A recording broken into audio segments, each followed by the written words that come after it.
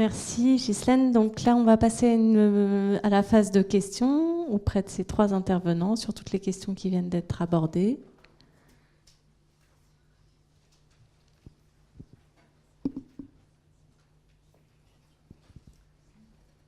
Il y a Thierry devant.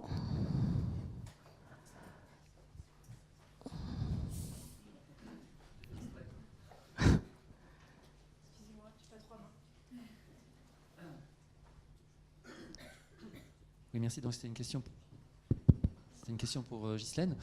Pourquoi il y a tant de doutes une fois que les aménagements seront faits sur le retour de l'Eutarde-Canepetière, alors que dans le cadre de l'opération Cossure, on a retiré 55 km de haies, elle est revenue très rapidement.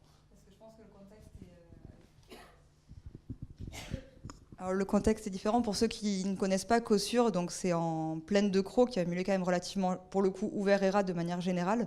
Alors que sur Avignon, tu as des petites zones qui ont été défrichées, des haies qui ont été arrachées à proximité, mais ça reste que des petites zones isolées et qui ne favorisent pas toujours le retour de l'Outarde-Canepetière. Et là, dans notre cas, donc on va réhabiliter les terrains compensatoires, mais entre l'aéroport et les terrains compensatoires, il y a une clôture qui est particulièrement haute, que l'aéroport ne peut pas supprimer, en termes de péril, toujours pareil, hein, péril animalier, péril aviaire.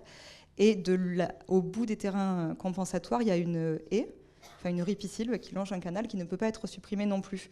Donc finalement, le milieu sera ouvert au milieu, mais sans certitude que l'outarde revienne parce qu'elle reste encerclée.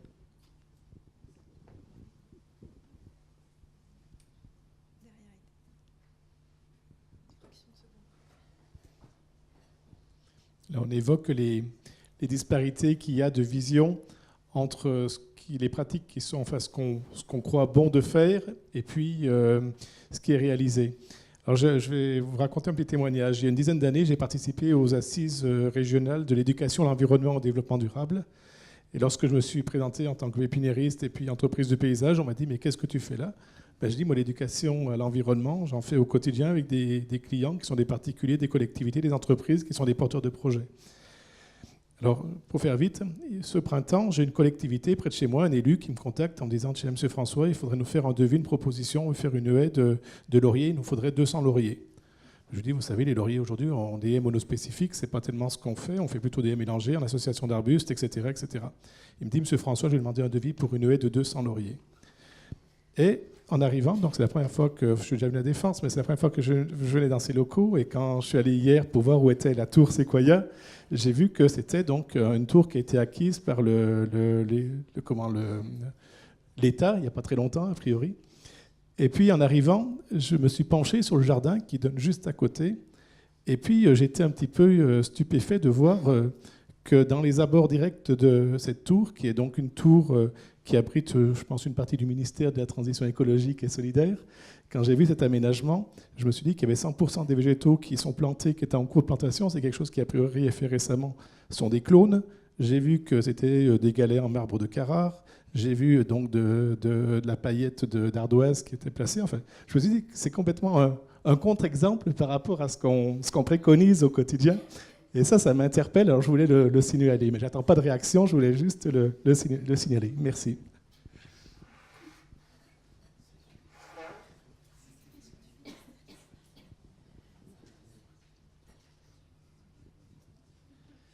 Oui, bonjour, Alexandre Cluchier des Comèdes. Une question, une remarque aussi pour Ghislaine. J'étais juste surpris sur les arbitrages qu'il y a pu y avoir par rapport à la compensation de ce projet.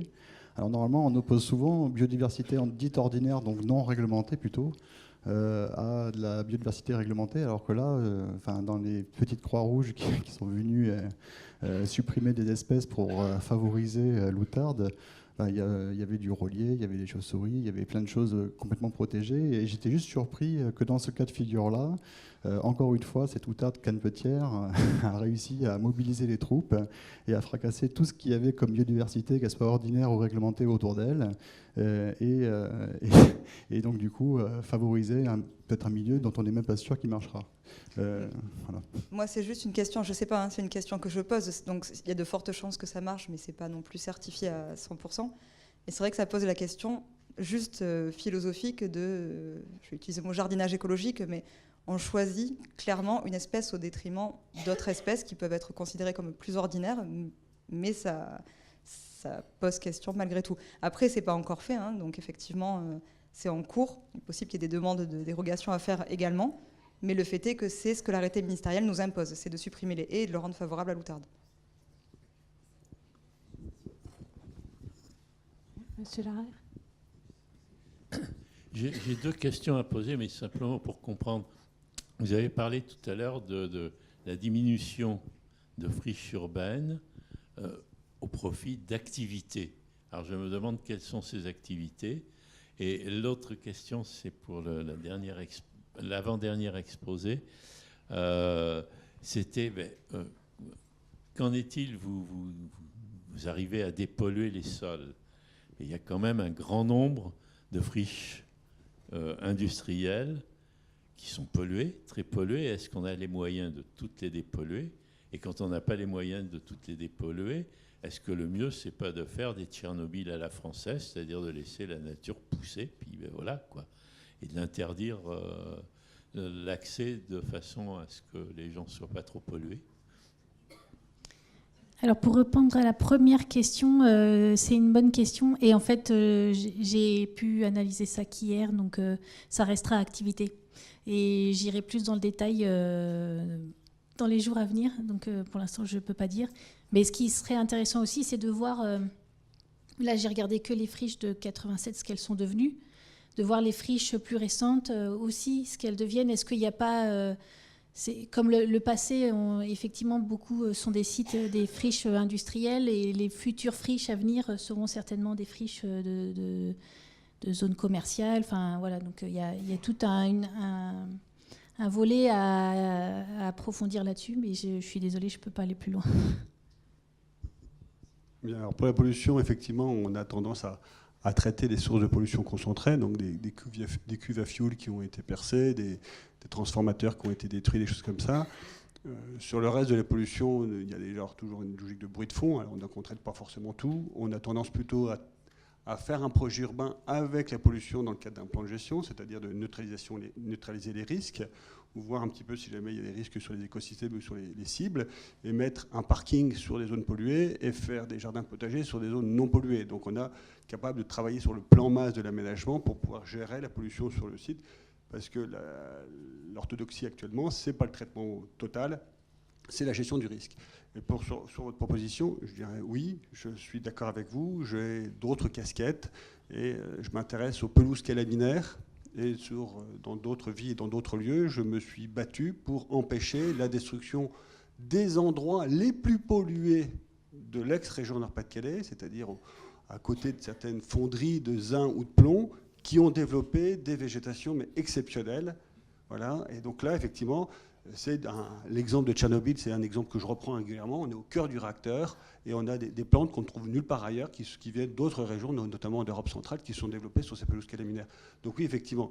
Et après, autre élément de contexte, dans les discussions, on se rend compte que les friches dans le Nord, à la différence de l'Île-de-France, ont un temps de vie un peu plus long parce qu'elles sont polluées. Parce que quand elles sont polluées, les investisseurs, les promoteurs réfléchissent à deux fois, et que dans leur modèle économique, le coût de la dépollution, quand ce n'est pas l'EPF qui intervient, c'est répercuté dans le prix de vente de l'appartement, entre guillemets, et donc ça rend le système plus difficile, et donc on a effectivement ce temps de latence, et c'est marrant, c'est un paradoxe, c'est-à-dire que ces espaces pollués qui ne sont pas conquis directement par les investisseurs permettent de créer des usages sociaux qu'on ne verrait pas ailleurs. Et c'est paradoxal, c'est-à-dire qu'on y voit presque des potagers dans des espaces pollués parce que les lotisseurs, les investisseurs n'ont pas chassé les populations locales et qui se sont appropriés ces espaces comme lieu de liberté, comme lieu de production, comme lieu de promenade, à cause de cette contrainte de pollution.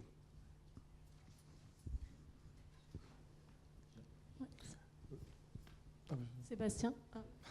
Oui, deux petites choses par rapport à ce qui a été dit à la fin sur l'outarde par rapport aux autres espèces. Il y aura par exemple, j'ai juste une remarque. En fait, c'est vrai, dès qu'on parle de gestion, de restauration, on est toujours dans des choix entre des espèces, entre des milieux. On décide de garder des milieux ouverts. S'ils sont friches, ils sont aussi intéressants. Donc, en termes de gestion de la conservation de la biodiversité, c'est toujours le cas. Et puis, j'avais plus une question pour Guillaume. par rapport à ce que tu disais, éviter de se retrouver dans des situations insatisfaisantes. Voilà. Et notamment, je veux savoir si malgré tous les efforts pour éviter l'arrivée d'espèces protégées, sur un certain nombre d'éléments, est-ce que c'est déjà arrivé que sur certains milieux donc acquis par l'EPF, il y a eu des opérations donc, de génie écologique, de semis, etc. Il y a eu quand même des espèces protégées à arriver. Et qu'est-ce qui se passe dans ce cas-là pour le futur de la parcelle? Est-ce que quelque part elle sort du marché? Est-ce que vous avez un gros stock? Et puis du coup, ce côté-là, ça va rester un peu pas en réserve, mais comme ça? Ou est-ce que elles sont quand même aménagées avec destruction d'espèces protégées?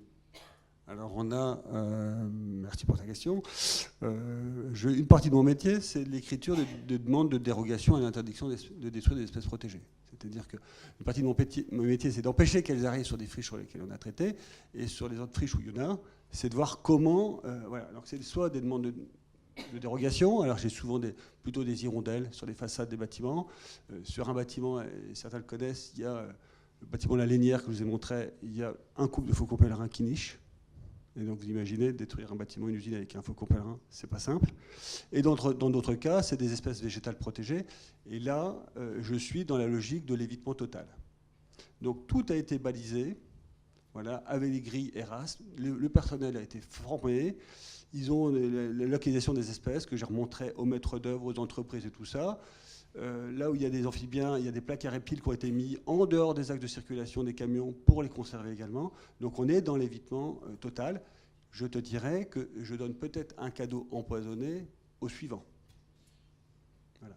Et donc là, tu as donné un élément de réponse. Le suivant va probablement faire un projet urbain et on va l'accompagner pour lui proposer d'autres fonciers de l'EPF pour être le réceptacle de ces mesures compensatoires.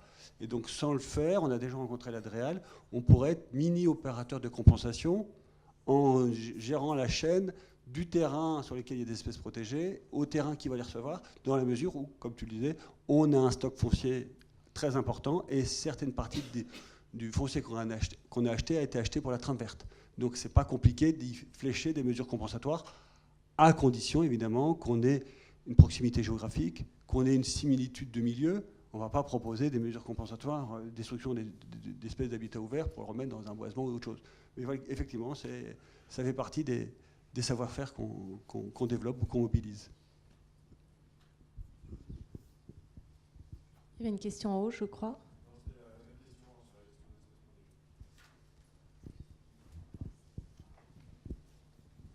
Moi, je me posais une petite question là pour rebondir par rapport à ce que tu viens de dire. Donc, tu disais, il y a des terrains que vous avez achetés pour la trame verte et bleue, et tu peux remobiliser sur ces terrains-là qui ont été achetés avec une fonction précise des mesures compensatoires. Enfin, est-ce qu'il n'y a pas, ou alors j'ai pas. Oui, non, mais on a acheté un super site qui se trouve à Bèves, donc c'est un coteau calcaire de la Calestienne. Et c'est un site de 7 hectares qu'on a acheté, on a défriché, on a coupé 2,5 hectares de conifères. C'est un coteau calcaire. Voilà, donc maintenant, si jamais il y a un pétitionnaire qui dit je dois compenser un coteau calcaire, ça ne me dérange pas qu'il ramène du plus, entre guillemets. Voilà, donc moi je fais mon truc de base, je fais l'acquisition foncière, le terrain a été acheté pour être cédé au conservatoire d'espaces naturels, il peut être... Voilà. Le tout, c'est pas d'additionnalité, effectivement, c'est pas de remplacer, mais c'est toujours faire plus. Ouais. Je peux rajouter une mesure. Vous êtes tous convaincus du génie écologique, entre une mesure basique de restauration d'écosystèmes et un truc très très poussé avec du génie écologique, avec des transferts de graines, avec des machins. On peut très bien mettre le niveau très très haut, et gagner du temps ou laisser le temps au temps. Et voilà, donc moi j'ai des terrains des fois que j'ai achetés qui n'ont pas de valeur et qui peuvent être... on a acheté une pisciculture par exemple, une pisciculture sur laquelle on va refaire une rivière. Et moi ça ne me dérange pas que quelqu'un qui impacte un seul genre de milieu dise voilà, moi je suis prêt à faire sur les abords des trucs intéressants en plus que la déconstruction de la pisciculture, parce que c'est ce qu'on va faire nous.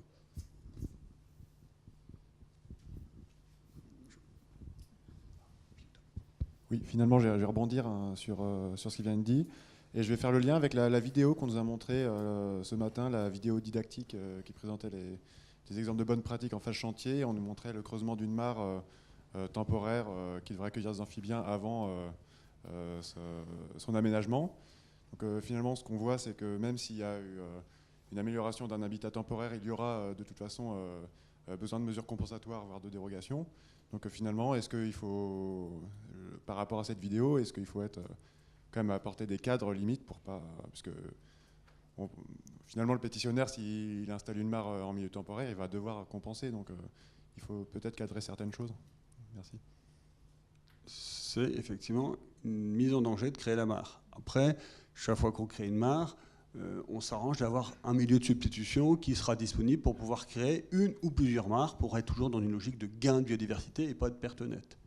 Voilà. Et que la mare, si on n'a pas le plan B de repli, il est probable qu'on ne la fasse pas. Voilà. Mais Julie l'avait dit ce matin, c'est de temps en temps, il y a beaucoup d'acteurs du territoire, quand on a des espaces verts, tout ça, quand on est dans des logiques de nous d'infiltration sur place, voilà, donc gestion des eaux au niveau de la parcelle, de dire, bah, tiens, est-ce qu'on ne ferait pas une mare qui serait multifonctionnelle? Et le fait d'avoir les engins de chantier sur place, eh ben on l'a fait plutôt que de faire revenir après. Donc c'est aussi faire une opération d'une pierre deux coups, quoi.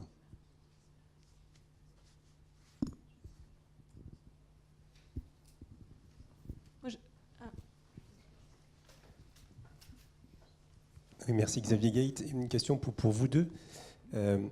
Tu l'as dit un peu en boutade à la fin, Guillaume, c'est que la question qui est posée, c'est est-ce que c'est connecté finalement tout ça, et est-ce que voilà. Et donc je pose la question, est-ce que finalement tu as la réponse à, ou est-ce que en termes, quand tu connais bien le terrain, est-ce que tu sens que ça fonctionne et que finalement les opérations quelque part, elles étaient suffisamment anticipées pour qu'il y ait cette espèce d'échange naturel ou transposé. Et idem sur les espaces en friche, est-ce que ça, vous l'avez analysé aussi, c'est-à-dire cette capacité de connexion, on l'a vu pour un certain nombre d'espèces, mais de manière globale, parce que peut-être que le sujet il est là. C'est-à-dire que si on veut éviter la question de est-ce que c'est un piège, et plutôt le positiver, c'est une source potentielle pour d'autres espaces, il faut s'assurer quand même de cette capacité de connexion. Alors moi, je vais être très simple, c'est du présupposé. Donc effectivement, je manque de robustesse dans mon affirmation. Donc je me dis, quand j'interviens dans le milieu urbain, si j'ai plein de friches et des friches qui durent, et ben j'ai des chances qu'elles se déplacent sur le modèle des clairières en forêt primaire. Ce que je constate, c'est que des petites populations de papillons, je reviens bien, hein, on est à Roubaix. Hein, donc les enjeux, ce n'est pas des enjeux d'outarde. Hein, on est à Roubaix. Hein. J'ai rien contre Roubaix, ni Tourcoing, ni Waterloo, mais voilà, on est sur une métropole d'1 million d'habitants, très très dense. Hein, donc voilà. Et donc chaque fois qu'on réintervient et que je fais mes petites bidouilles, ça relève de la bidouille, mes petites prairies fleurées, tout ça, et que je passe 6 mois après et que sur ces espaces-là, je trouve l'Argus de la Bugrane, rien que l'Argus de la Bugrane qui arrive, je retrouve du Phanéroptère commun, je retrouve des choses qu'on trouve. Je suis heureux et je vois la résilience de l'écosystème où, comme ça apparaît de nulle part, je ne sais pas d'où ils viennent, ils sont capables d'arriver.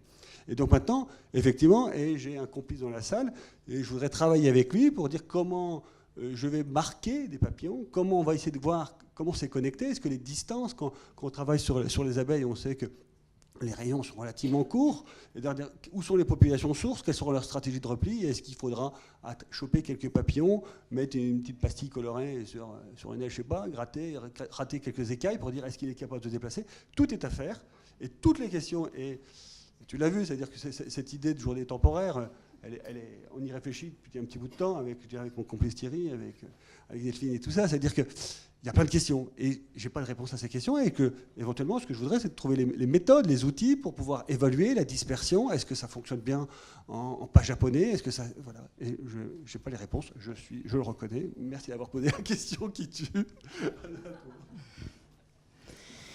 Ouais, moi j'ai un semblant de réponse puisqu'on l'a étudié concrètement sur le terrain.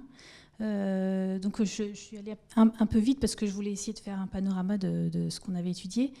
Mais effectivement, on a pu analyser, et donc il y avait 2 choses nouvelles dans cette étude qui étaient assez intéressantes. C'était d'étudier les continuités, donc si des échanges se faisaient entre friches à l'échelle des communautés, parce qu'en général, c'est étudié à l'échelle d'une espèce emblématique d'une communauté, mais là, on a vraiment étudié les communautés de plantes, comment elles peuvent se déplacer d'une friche à l'autre.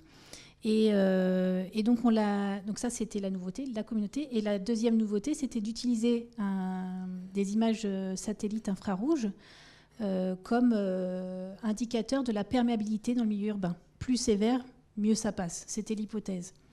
Et on a pu valider notre méthode en utilisant des données de terrain pour voir si effectivement nos communautés se rapprochaient. Et on est même allé jusqu'à faire des mesures génétiques sur des populations de carottes, et ce qui nous a permis, encore une fois, de valider notre méthode. Et donc, on montre bien qu'il y a effectivement des connectivités. Et ce qui est intéressant, c'est que... Donc, je vous avais aussi parlé de la superficie minimale. Donc, c'est qu'on commence à avoir des billes. Et moi, ce que j'aimerais, c'est vraiment proposer un outil, après cette deuxième étude interdisciplinaire là, qu'on commence, un outil où on donne des billes à la fois sur des surfaces, sur des âges, sur des réseaux. Comment, au sein d'un... Par exemple, c'est ce qu'ils ont commencé à faire sur la communauté de Plaine Commune. Sur leur tram vert et bleu, ils ont intégré les friches et ils ont commencé à travailler à classer ces friches les unes par rapport aux autres en fonction justement de leur participation à la connectivité. Est-ce qu'elles sont centrales? C'est-à-dire que si on les enlève, ça coupe tous les liens et là... c'est un gros problème, ou alors si on les enlève, ça ne crée pas trop de problèmes. C'est est-ce qu'elles sont très âgées, donc ont une diversité qui est assez exceptionnelle par rapport à d'autres, etc. Donc en gros, d'essayer d'avoir différents indicateurs qui permettent de classer ces espaces entre eux et d'avoir une stratégie. Si comme l'établissement public foncier, on a un pool d'espace, ça permet de savoir où est-ce qu'on peut aller d'abord, voilà, d'avoir une stratégie un peu plus globale, quoi. Oui. Excusez-moi, je me permets de rebondir directement et de faire le lien avec cette matinée sur les carrières. L'UNPG a travaillé avec le muséum, sur une thèse dont j'ai contribué sur l'effet des carrières sur la trame verte et bleue. Donc le sujet était de valider cette question. Les carrières fonctionnent-elles en pas japonais, en l'occurrence pour une espèce phare opportuniste qui est le crapaud calamite? Et au sein des carrières, y a-t-il un effet PI ou un effet source finalement? Donc ce qu'on voit, c'est qu'avec la génétique utilisée sur 160 carrières sur 3 ans, on a vu qu'à l'échelle d'une carrière, finalement, même s'il pouvait y avoir en effet une ornière, des espèces écrasées, etc., on reste sur des populations sources, et ça sur l'ensemble des sites. Donc ceci parce qu'en effet, on a toujours un phasage d'exploitation, ce qui fait qu'il y a toujours une zone sécurisée qui peut accueillir une population.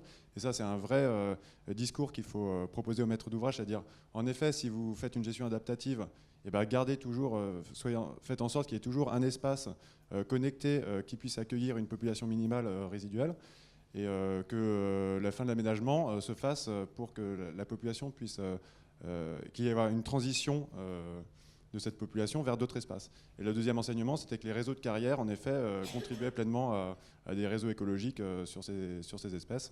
Et ces espèces traversaient plus facilement une carrière que tout autre milieu naturel par ailleurs. Voilà. Mais ceci dépend d'une planification et d'un aménagement des sites en cohérence avec les capacités de dispersion des espèces. Merci.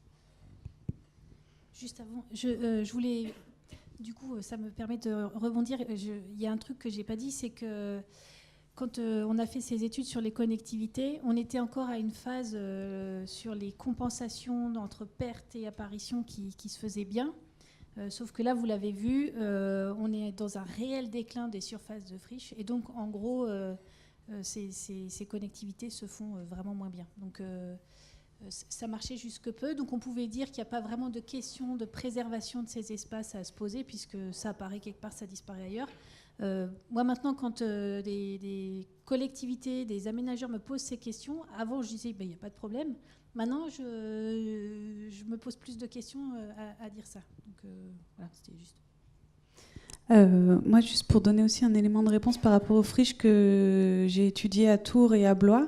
Alors, on n'est pas du tout sur la même densité urbaine et la même pression urbaine. Donc, sur le déclin des friches, on n'a pas les mêmes chiffres en région centre. Hein, on n'est pas, il y a moins de pression. Mais on a étudié également les connectivités et on se rend compte que on n'a pas étudié avec les NDVI, avec les images satellitaires, juste avec l'occupation du sol et la perméabilité de cette occupation du sol.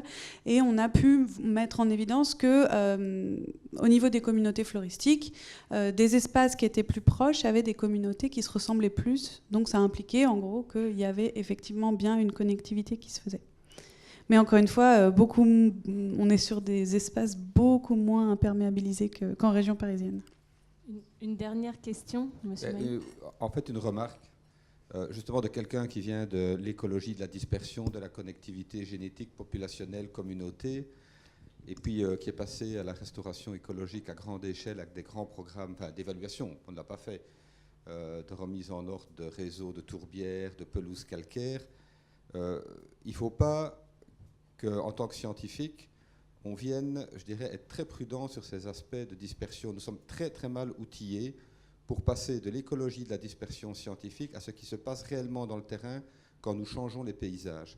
Parce que nous étudions l'écologie de la dispersion dans des paysages du passé, avec des organismes qui sont dans des paysages contraints et pas dynamiques.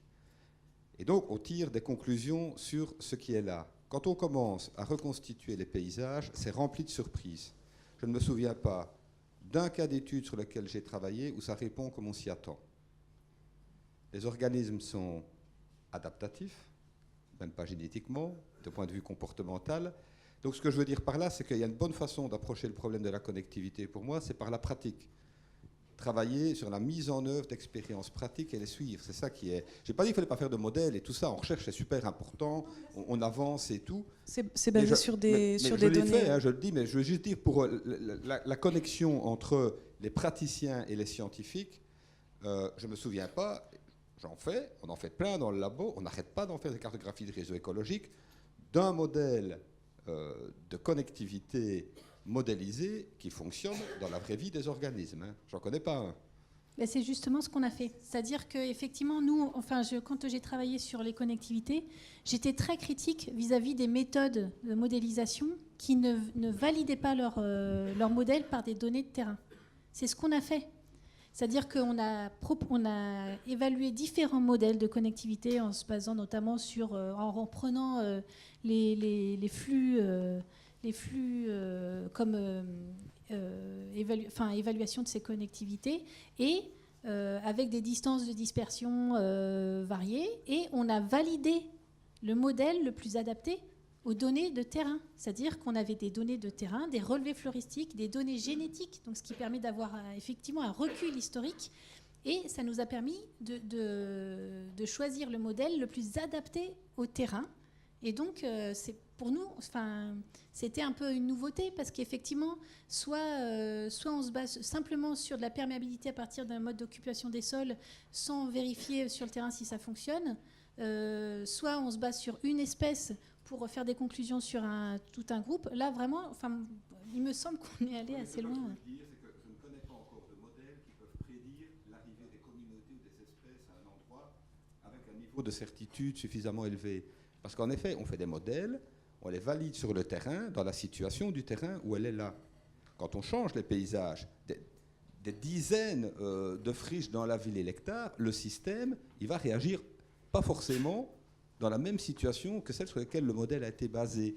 Je dis simplement qu'on doit être prudent. Et surtout, parce que j'entends souvent l'argument, pas forcément des scientifiques, mais est-ce qu'on peut agir, est-ce qu'on avance, est-ce qu'on sait, est-ce que ça va fonctionner? Je pense qu'il faut avancer et voir ce qui se passe aussi.